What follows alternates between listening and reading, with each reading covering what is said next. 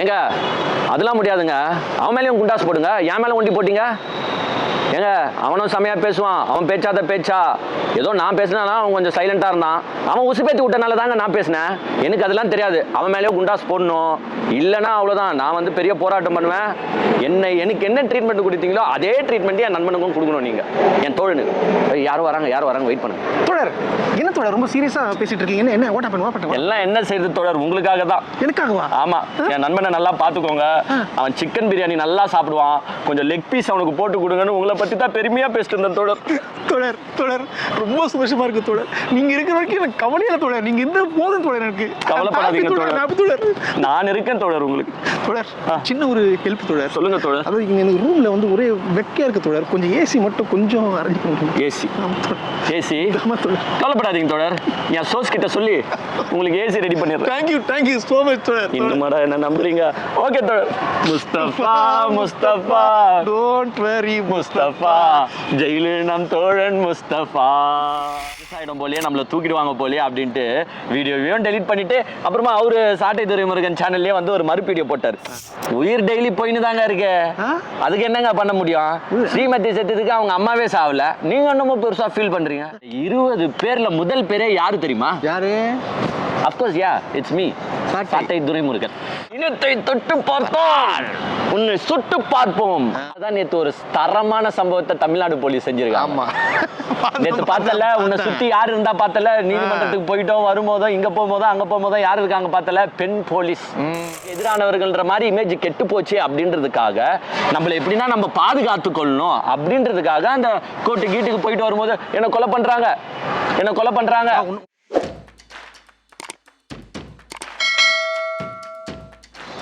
எங்க அண்ணன் சாட்டை துரைமுருகன் வந்து இப்ப கடும் பயத்துல இருக்கிறாருன்னு நினைக்கிறேன். கடும் பயத்துல? ஏன்னா ஐயோ சவுக்கு சங்கரை அரெஸ்ட் பண்ணிட்டாங்க, ஃபெலிக்ஸா அரெஸ்ட் பண்ணிட்டாங்க, நெக்ஸ்ட் நம்ம பக்கமா திரும்புவாங்களோ அப்படின்ற ஒரு பயம் இருக்கதானே செய்யும். ஏன்னா அது ஒண்ணு சொல்லுவாங்க பாத்தியா, ரெண்டும் ஒண்ணுத்துக்கு ஒண்ணு சலிச்சது கிடையாது. கண்டிப்பா அந்த மாதிரி அந்த 2 பேருக்கு சலிச்சது இவரு கிடையாது. உண்மைதானே. இவரும் வந்து என்ன பேசினாலும் எப்பப்பா காது கொடுத்து கேட்காத அளவுக்கு தான் இந்த சாரும் பேசுவாரு. போட்டி அல்ல, அவரு இப்ப நேத்து ஒரு வீடியோ விட்டு இருக்காரு. நார்மலா நான் சாட்டை வீடியோ பார்க்க மாட்டேன். சரி என்னதான் இவரு பேசியிருக்காருன்னு நேத்து பார்த்தா அதுல சொல்றாரு, திமுக வந்துங்க ஒரு 20 பேர் பட்டியல் ரெடி பண்ணிட்டாங்களா? ஆமா, அந்த 20 பேர் பட்டியல் எப்படின்னா தூக்கி உள்ள போடுறதுக்கு. ஏன்னா அவங்க எல்லாம் திமுக அரசை எதிர்த்து குரல் கொடுக்கிறவங்களா, அடக்குமுறையை கையால திமுக இந்த 20 பேர் எடுத்து உள்ள போட இருக்கு. அந்த 20 பேர்ல முதல் பேரே யாரு தெரியுமா? யாரு? அஃப்கோர்ஸ் இட்ஸ் மீ, சாட்டை துரைமுருகன். ஐயோ அப்படின்ட்டு தன்னைத்தானே அவரே சொல்லிக்கிறாரு. அவரே புகழ்ந்துக்கிறாரு. இது எப்படி இந்த இவருக்கு எப்படி இது கிடைச்சிருக்கோம்? சோர்ஸ் மூலியமா. தமிழக அரசை பார்த்து நான் ஒண்ணு கேட்கிறேன், எதுவுமே சீக்கிரட்டா வச்சுக்க மாட்டீங்களா? எல்லாமே சோர்ஸ் மூலியமா வெளியில போகுது. திமுக ஒரு 20 பேரை பட்டியல் வச்சிருக்கிறதுலாம் என் அண்ணனுக்கு எப்படி தெரியுது? இல்ல அண்ணனே உருட்டுறீங்களா? உருட்டுன்னு இவரே பெரிய ஆள் நினைச்சு பாரு. ஏன்னா அவங்களுக்கு திமுக வேற வேலையே இல்லையா? அதுல அவர் இன்னொன்னு என்ன தெரியுமா சொல்லியிருக்காரு, அந்த 20 பேர் பட்டியல்ல யார் யார் பேர் இருக்குன்னா, இவர் பேர் இருக்கான், மாரிதாஸ் பேர் இருக்கான், இடுமாவனம் கார்த்தி பேர் இருக்கான், நாம் தமிழர் கட்சியில இருந்து ஒரு 5 பேர் சொல்லிட்டாரு, அப்புறமா அமர் பிரசாத் ரெட்டி இருக்கான், அப்புறமா பிஜேபி. இவர் ஏன் இவங்களெல்லாம் இழுத்துக்கிறாருன்னா இவருக்கு சப்போர்ட்டுக்கு ஆள் வேணும்ல. சப்போர்ட்டுக்கு ஆள் வேணும்ன்றதுக்காக பிஜேபி தொட்டுக்கிறாரு, அங்க தொட்டுக்கிறாரு, இங்க தொட்டுக்கிறாரு. ஏன் சாட்டை துரைமுருகன்ல உங்களெல்லாம் தட்டி தூக்கணும்னா எப்பயோ தூக்கிட்டு இருப்பாங்க. ஏன்னா நீங்க போடுற வீடியோ முழுக்க யாரும் காது கொடுத்து கேட்க முடியாத அளவுக்கு தான் இருக்கும், எல்லாமே பொய்யா தான் இருக்கும். சோ உங்களை தூக்கணும்னு திமுக நினைச்சாங்கன்னா தூக்கிட்டு இருப்பாங்க. அதுல இவர் என்ன சொல்றாருன்னா, திமுகவை பத்தி யார் பேசினாலும் இவங்க அரெஸ்ட் பண்ண போறாங்க. ஏங்க திமுகவை பத்தி தப்பா பேசுறவங்களை அரெஸ்ட் பண்ணனும், உங்க எல்லாம் எப்பயோ தூக்கி போட்டுருப்பாங்க. இவ்வளவு நாள் வெயிட் பண்ணணும்னு அவசியம் கிடையாது. யார் யார் பேர் இல்லன்னு பாத்தீங்கன்னா, ஃபேஸ்புக் ஓனர் மார்க் ஜக்கர்பர்க் பேர் இல்ல, ட்விட்டர் ஓனர் எலான் மஸ்க் பேர் இல்ல, வாட்ஸ்அப் ஓனர் இல்ல, யூடியூப் ஓனர் இல்ல, காமெடி பண்றாரா? அண்ணே எப்படி நாம் தமிழர் தம்பிகள்லாம் இப்படிதானா? ஆமா. ஓ கலாய்ப்பாங்க. பயத்தை காட்டல. பயத்தை காட்டாம ஜாலி மூட்ல ஜாலியா கலாய்ச்சி. அதே மாதிரி எங்க அண்ணன் எங்க அண்ணன் தைரியமான ஆள் தான். எங்க அண்ணன் என்ன சொல்லியிருக்காருன்னா, ஏங்க சிறை கஞ்சினவெல்லாம் இந்த சாட்டை கிடையாதுங்க, இந்த சாட்டை கிட்ட எல்லாம் சேட்டை காட்ட முடியாது, நாங்க வந்து ரிஸ்கே ரஸ்க் மாதிரி சாப்பிடுறவங்க அப்படின்ற மாதிரி எங்க அண்ணன் சொல்லியிருக்காரு. அதுக்கெல்லாம் நாங்க போயிட மாட்டாங்க. நாங்களாம் எங்க அண்ணனின் வளர்ப்புங்க. இந்த சவுக்கு கூட இருக்கிறவங்க மாதிரி ஓடி போயிடுவோம்னு வச்சுங்களா. இதோ இப்ப சவுக்கு அரெஸ்ட் பண்ண போறோம்னு இன்னும் முத்தலிஃப் ஓடிட்டாரு, கூட இருந்த லியோ ஓடிட்டான், கூட இருந்த பிரதீப் ஓடிட்டான். அந்த மாதிரி எல்லாம் இந்த தம்பிகள் ஓடுவாங்கன்னா நீங்க நினைக்காதீங்க. தம்பிங்களா கெத்தா அப்படியே நிப்போங்க அப்படின்ற மாதிரி வீரவசனம் எல்லாம் பேசியிருக்காரு. இருந்தாலும் சந்தோஷம். இப்படி சிறைக்கு பயப்படாத எங்க அண்ணன் சாட்டை துரைமுருகன் 4-5 வருஷத்துக்கு முன்னாடி ஒரு டிக்டாக் வீடியோ போட்டாரு. உங்களுக்கு எல்லாம் ஞாபகம் இருக்கா மக்களே? டிக்டாக் வீடியோ அது ராஜீவ்காந்தி நினைவிடத்துக்கு போய் போட்டாரு. என் நினைத்தை தொட்டு பார்த்தோம் உன்னை சுட்டு பார்ப்போம் அப்படின்னு ராஜீவ்காந்தி அந்த நினைவகத்தை காட்டி பேசுனீங்களே, இதெல்லாம் என்ன இது? அதுக்கே அப்ப கைது செஞ்சிருக்கணும் உங்களை. ஆனா என்ன செய்யறது, அப்ப ஆட்சியில இருந்தது யார் தெரியும்? நாய் பிடிக்கிற மாதிரி பிடிச்சிருக்கணும், கைது செஞ்சிடக்கூடாது. அதான் பிடிக்கணும், அப்படிதான் பிடிச்சிருக்கணும். ஆனா அப்ப ஆட்சியில இருந்தது வந்து நம்ம எடப்பாடியார் அரசு. அவங்க எப்படி, ஏன்னா அவங்க தான் இவங்களெல்லாம் வளர்த்து விடுறது, அதனால உங்களை அரெஸ்ட் பண்ணல. அப்புறமா எங்க அண்ணன் சாட்டை துரைமுருகன் வந்து ஐயோ இந்த விஷயம் பெருசாயிடும் போலயே, நம்மள தூக்கிடுவாங்க போலயே அப்படின்ட்டு வீடியோவையும் டெலிட் பண்ணிட்டு அப்புறமா அவரு சாட்டை துரைமுருகன் சேனல்லே வந்து ஒரு மறுப்பு வீடியோ போட்டார். நிறைய காங்கிரஸ் தோழர்கள் போன் போட்டு கேட்டாங்க. இருந்தாலும் எனக்கு மனசு கஷ்டமா இருந்துச்சு. நான் ஏதோ தெரியாம அதை ரீல்ஸா போட்டுட்டேன். ஃபர்ஸ்ட் என்ன சொல்லியிருந்தாருன்னா, நான் அதை அப்லோடே பண்ணலங்க, நான் வச்சுட்டு இருந்தேன், வாட்ஸ்அப்ல வச்சுட்டு இருந்தேன், யாரோ பண்ணிட்டாங்க, அது அட்மின் கதை, அது அட்மின் கதை. இன்னொன்னு பேட்டி கொடுக்குற இடத்துல நான் தான் அப்லோட் பண்ணேன், அப்புறமா 1 hourல டெலிட் பண்ணிட்டேன், இருந்தாலும் அது தவறு தான், மன்னிச்சிருங்க. ஏன் நீங்க தானே அப்லோட் பண்ணீங்க, நீங்க தானே வீடியோ எடுத்தீங்க, தவறுன்னு தெரிஞ்சு ஏன் வீடியோ எடுத்தீங்க, அப்புறமா ஏன் மன்னிப்பு கேட்டீங்க? அதுக்காண்டி இருந்துச்சுன்னா தூக்கி உங்களை தேசிய பாதுகாப்பு சட்டத்திலேயே உள்ள போட்டிருப்பாங்க. அந்த தவறை இனிமேட்டு இந்த ஆட்சியில செஞ்சிடாதீங்க. ஏன்னா இந்த ஆட்சி யார் தவறு செஞ்சாலும் அவங்கள தூக்கி உள்ள போடுற ஆட்சி, மன்னிச்சுலாம் விடாது. தவறு செஞ்சவங்களுக்கு தண்டனை பெற்று தர ஒரு ஆட்சி தான் இந்த திமுக. அது சவுக்கா இருந்தாலும் சரி, பெலிக்ஸா இருந்தாலும் சரி, சாட்டை துரைமுருகனா இருந்தாலும் சரி, நாங்க சொல்லிக்கிறோம். ஆமா, இப்போ சாட்டையை பத்தி பேசுறீங்க. இப்போ நம்ம இன்னொரு தம்பி இடும்பாவனம் கார்த்திக், அதாவது ஒன்னு சொல் புத்தி இருக்கணும், ஒன்னு சுய புத்தி இருக்கும். இந்த பாரு, இந்த தம்பிகள் கிட்ட வந்து சொல் புத்தி சுய புத்தின்னு பேசாத, ஏன்னா புத்திகளே இல்லாதவர்கள் தான் தம்பி. சரி, எங்க என்ன பண்ணிருக்காரு? ட்வீட் ஒன்று போட்டிருக்காரு பயங்கரமா. அதாவது ஒருவர் அவதூறாக பேசிய கருத்தை இன்னொருவர் மேற்கொள்ள காட்டி பேசினால் கூட அவர் மீது வழக்கு தொடுக்க முடியாது என்பது சட்டம். ஆமா, அப்படி இருக்கையில் சவுக்கு சங்கர் பேசிய கருத்தை ஆமோதித்தார் என்பதற்காக மீது எப்படி வழக்கு போட்டது திமுக அரசு? இதனை தமிழக பத்திரிகையாளர் சங்கங்களும் ஊடகங்களும் கள்ளமௌனத்தோடு கடந்து செல்வது ஆபத்தானது. அதாவது இவர் என்ன சொல்றாருன்னா, திமுக அரசு வழக்கு போட்டுச்சு, பிலிக்ஸ் அரெஸ்ட் பண்ணதுக்கு இப்போ வராரு இவர். ஏன்னா ஒரு பத்திரிகையாளரா, சரி, அதாவது கருத்து பேசலாமா? அரசு வழக்கு போட்டது யாரு? திமுக அரசு. வழக்கு போட்டது திமுக அரசு, ஆனா போட்டது ஹைகோர்ட்.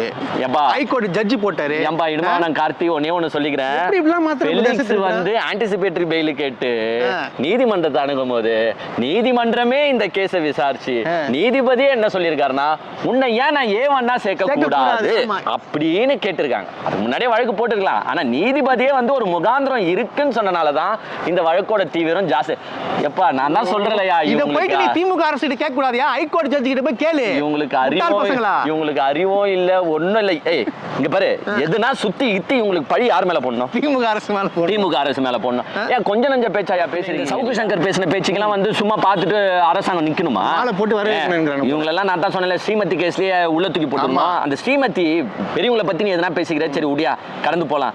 ஸ்ரீமதி சின்ன பொண்ணு, அந்த பொண்ணு செத்து போனதுக்கு இவரு என்ன சொல்றாருன்னா, என்னையா டிசைனா கதை சொல்றீங்க? அவங்க அம்மா அழுகுறாங்க பத்தே. உடனே நெறியாளர், ஏங்க உயிர் போயிருக்கல, ஏங்க உயிர் டெய்லி போயின்னு தாங்க இருக்கு, அதுக்கு என்னங்க பண்ண முடியும்? ஸ்ரீமதி செத்ததுக்கு அவங்க அம்மாவே சாவல, நீங்க என்னமோ பெருசா ஃபீல் பண்றீங்க, கதையா ரீல் விடுறீங்களா? இதுதான் வந்து ஒரு பத்திரிகையாளரா? இதுதான் ஒரு ஜெர்னலிஸ்டா? இதுக்கு தான் உன்னை வச்சு செய்யறாங்க. இப்போ ஒரு சின்ன பொண்ணோட சாபம் தான் உன்னை தூக்கி இன்னைக்கு உள்ள போட்டு இப்படி நடக்கிறீ. என்ன கொலை பண்ண பாக்குறாங்க, அது திமிரா. என்ன கோயம்புத்தூர் கண்காணிப்பாளர் வந்து கொலை பண்ணிடுவாரு, என் கையை உடைச்சது அப்படிதான் அவரு தான். என்ன இந்த மாதிரி உருட்டுலாம் உருட்டு, அந்த சிரிப்பு நெக்கில் சிரிப்பு வேற. உங்க அட்வொகேட்டே சொல்லியிருக்காரு, நீங்களே ஃபர்ஸ்ட் சொன்னீங்க 15 பேரை வச்சு தாக்கிட்டாங்கன்ட்டு, அப்புறமா வந்து பிளேட் வச்சனாலதான் அது மைனூட்டா இதாகி இருக்குன்னு சொல்றீங்க.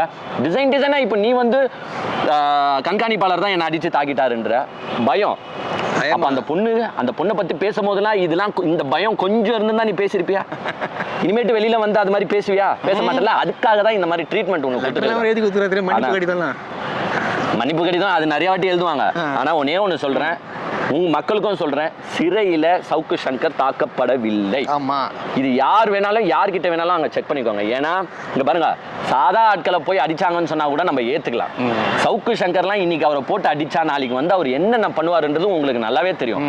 So Savukku Shankar, yes of course, நம்ம உள்ள இருக்கிறோமே, வெளி உலகத்தை பத்தி எதுவுமே தெரியலையே, நம்ம இமேஜ் கெட்டு போயிடுச்சு.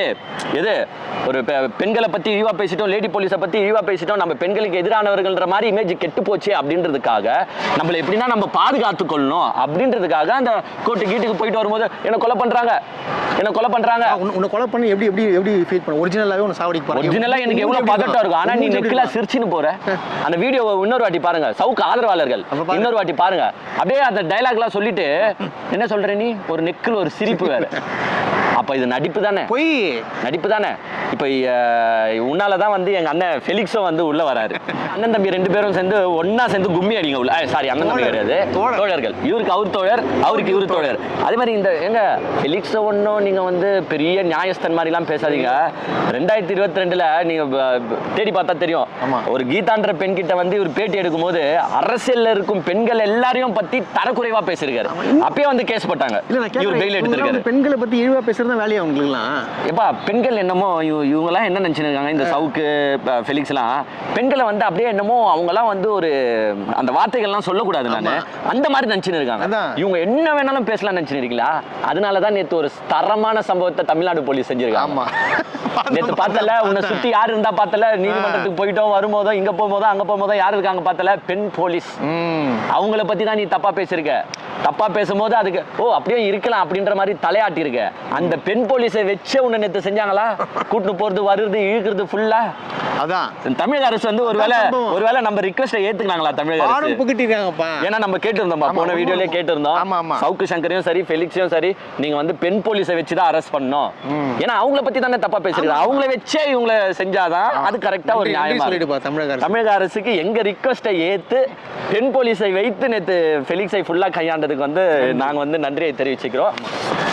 இவங்களுக்கு இதுதாங்க வாழ்க்கை, ஃபெலிக்ஸுக்கும் சவுக்குக்கும். ஆனா இவங்களுக்கு முட்டு கொடுக்குறாங்க பாரு, யாரு? நாம் தமிழர் தம்பிங்க தான் முட்டு கொடுக்குறாங்க. நாம் தமிழர் தம்பி, பிஜேபி தம்பிகள், சங்கிகள், அப்புறமா அதிமுக. எப்பா சவுக்கு யார்யா? ஃபர்ஸ்ட் சவுக்கு சங்கர் நிருபரா, பத்திரிகையாளரா? புரோக்கர்ன்றது ஓரமா இருக்கட்டும், ஏடிஎம்கேவோட ஐடி விங்கியா அவரு? இப்போ ஐடி விங் தானே அவரு. அவர் வந்து அந்த போர்வையில தான் இருந்தாரு. ஏடிஎம்கே ஐடி விங் தான் அவரு, ஜேர்னலிஸ்ட்னு ஓரமா காட்டிக்கிட்டாரு. மற்றபடி நீங்க வந்து அவரு தூக்கி பேசுற அளவுக்குலாம் அவர்கிட்ட ஒன்றும் கிடையாது. அவர் வந்து ஒரு இன்ஃபர்மேட்டிவ் சென்டரும் கிடையாது. டுபாகூர் புரோக்கர், கஞ்சா விற்கிறவர்னு கூட சொல்லலாம். அது வித்தாருங்க, பிடிச்சிட்டாங்க. கஞ்சாவை வீட்ல இருந்து சீஸ் பண்ணிருக்காங்க. யாருக்கா சேல்ஸ் பண்ணிருக்காரான்னு பார்த்து கஞ்சா அடிக்கிறவர் கூட அதை மென்ஷன் பண்ணுங்க. ஆமா, கஞ்சா அதை எல்லாருமே சொல்றாங்க. ஆமா, எல்லாருமே ஒரே விஷயத்துல வந்து ஏத்துக்கிறாங்க. சவுக்கு சங்கர் வந்து போதை பழக்கம் உடையவருங்க. போதை பழக்கம் உடையவர். நம்ம ஆல்ரெடி வந்து ஒன்று சொல்லியிருந்தோம், நீங்க போதை பழக்கம் உடையவரா இருந்தா அப்போ உங்க வீட்டில் போதை கண்டிப்பா இருக்க தானே செய்யும். அப்புறமா இவங்க என்ன சொல்றாங்க, அவங்க இப்போ வீட்டில எல்லாம் போதை இருந்ததெல்லாம் நாங்க ஏத்துக்க மாட்டோம், காவல்துறையை எடுத்துட்டு போய் வச்சு எடுத்திருப்பாங்க. இதெல்லாம் அவருக்கு முட்டு கொடுக்குறவங்க சொல்லுங்க. கூட சொல்லுங்க. நான் திருப்பி கேட்குறாங்க, உங்க ஆள் நல்லவர் தானே, கஞ்சா டெஸ்ட் எடுக்க சொல்லுங்கன்ற. நானு ஏங்க மெடிக்கல் டெஸ்ட், அவர் வழக்கறிஞர் வந்து மெடிக்கல் டெஸ்ட், அந்த டெஸ்ட் இந்த டெஸ்ட்ன்றியே, ஒரு கஞ்சா டெஸ்ட் எடுக்கவே, ட்ரக் டெஸ்ட் எடுக்கவே நாங்க ரெடிங்க. 2 பேரும் வந்து கையை இப்ப எங்க வேணாலும் காட்டுறாங்க, எங்க வந்து வேணாலும் காட்டுறோம். நாங்க கஞ்சா அடிச்சிருக்கிறோம்னு யாருன்னா சொன்னா தமிழக அரசு எங்க வேணாலும் ட்ரீட்மெண்ட் எடுத்துக்கிட்டோம், நாங்க பேசுறதே நிறுத்திடுவோம். ஏன் சவுக்கு சங்கர் அந்த டெஸ்ட்டுக்கு தயாராகுங்க, போய் ப்ரூவ் பண்ணிக்கோங்க, நான் நல்லவன், நான் கஞ்சா அடிக்கல கஞ்சா விற்கல அப்படின்றது ப்ரூவ் பண்ணுங்க. இதுல வேற கமெண்ட்ஸ்ல என்ன போடுறாங்க பார்த்தே இல்லையா, அடுத்தது நீங்க தான் அரெஸ்ட் ஆவீங்க நம்ம 2 பேரும். எதுக்கு? எங்க அண்ணன் சாட்டை துரைமுருகன் சொல்லியிருக்காரு, அதை சொல்ல வந்துட்டேன். அவரோட வீடியோல வந்து ஊபிகள் வந்து போடுறாங்களாம், அடுத்த கைது நீதான், அடுத்த கைது நீதான், அடுத்த கைது நீதான்ட்டு. அண்ணே அது உங்க வீடியோல மட்டும் இல்ல, எங்க வீடியோலயே வந்து உன் தம்பிகள் திமுக காரங்களாச்சு டீசென்ட்டா அடுத்த கைது நீதான்ப்பா அப்படின்னு போடுவாங்க. ஆனா உன் தம்பிகள் என்னென்ன வந்து எங்க கமெண்ட்ல திட்டுறானுங்க தெரியுமா, அசிங்கமா பேசுறானுங்க. ஆனா அதை நாங்க பெருசா எடுத்துக்கிறது இல்லை. உங்க தம்பிகளுக்கு அது மட்டும் தான் தெரியும், அவங்கள மாத்திரம் அவனுங்களை அவ்வளவு கெடுக்க வச்சிருக்கீங்க, அவனுக்கு மைண்டை வந்து ஃபுல்லா அசிங்கமாவே போர்ட்ரே பண்ணிருக்கீங்க. அவங்களெல்லாம் மீட்க வேண்டியதுதான் எங்களோட கடமை.